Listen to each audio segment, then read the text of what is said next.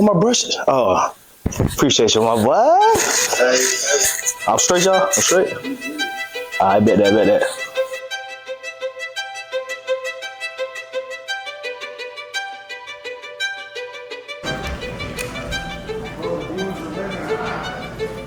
Oh man, I've been with video games really since the early Cars on Xbox 360. The first games that my dad has was Cars. I remember playing that. And then growing up, he used to be a huge Halo person, grew up playing Halo Reach. And then about Halo 4 is when I really got into it. That's when I had my own Xbox account. And around that time, Black Ops 2 finally just dropped.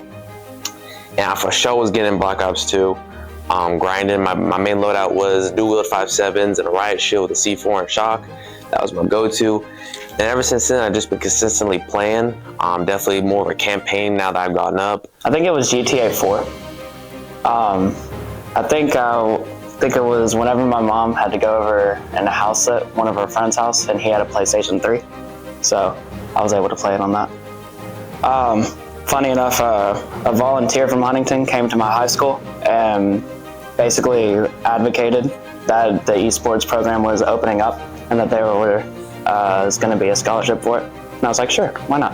The competitive esports is absolutely insane. I would almost, not exactly, but almost compare it to football in a way, because you gotta practice, you gotta learn the game, you gotta actually dive into ranks and be able to work and find out strategies that your team can implement in your actual matches against other competitive teams.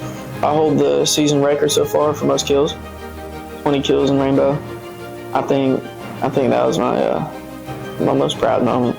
You don't have to be pro level to be able to compete in esports. Look, none of us here are pro level. None of us have those skills and abilities. It just comes down to knowing your game, being able to work with a team, and having fun, really. If you're not having fun, if you're having a bad game because you're not having fun, it just ruins it all. So whenever you get into a high intensity situation in the game, you just gotta take a deep breath and just assess what's going on around you. Because everything's going a million miles a second, and you only have a split second can affect the whole round. So you just gotta take a moment, figure out what's going on, gather your thoughts, and then act. I'll scream at everybody if I have to. If I need comms to be quiet so I can focus on like a 1v3 or something, I'll tell everybody comms. I'll yell at them. You can ask everybody else. But you really just got to stay calm. You got to listen, especially in Rainbow. You got to listen. And you just got to be smart about everything you do. My current team here, I feel like the development's gone crazy compared to last season, no shade. But the development that we have now with each other, I'm liking my players, I'm liking the comfortability, I like seeing the improvement. And I feel like it's good to see. I feel like a father figure to these people.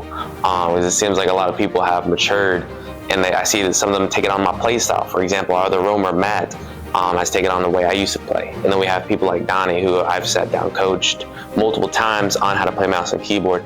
And to me, it's not about the game, it's about having fun with my friends. But I do like to win, don't get me wrong, I love to win. I like to win besides my team. There's nothing more feeling victorious than winning with my four bros that, we spend a whole year together with. To me, that's personal. That's just one of the biggest things I like competing at Huntington College. The best part's been able to get to know the guys on the team. It's forming a connection with them, the practices, some jokes that get made, not able to repeat some of that stuff, but yeah, just getting to know the guys on the team, getting to form that bond with them. Definitely the people that I've met while here and throughout the entirety of the esports program. It's just kind of like a whole new world that I'm getting introduced to. I work out. I work out, go outside. So, yeah, anything to stay in shape really, because I know there's a stereotype with gamers, and they just sit around and just game all day. So, yeah, I just go work out in my free time. On my free time, I enjoy hanging out with my girlfriend. I enjoy hanging out with my dogs, people and ones that go bark. Shout out Schmoot, he does both. So outside of esports, I'm a part of a fraternity, and I'm in a couple of clubs on the school grounds, and I just like to stay active on campus in any way I can. Maintain your grades, especially in a collegiate level. or especially here at Huntington, we definitely strive for keeping our grades good enough to where we can play, because if not, we can either get benched or subbed out if we don't have a high enough grade average. When it comes to schoolwork, I try to get it done before like due dates or like really upcoming practices. So I try to get it done in the downtime that I have before I come to practice. But as far as like projects and stuff, like anything that'll take longer than just one day, I let a coach know that if I need the time or if I need to take off. So I prioritize school over anything.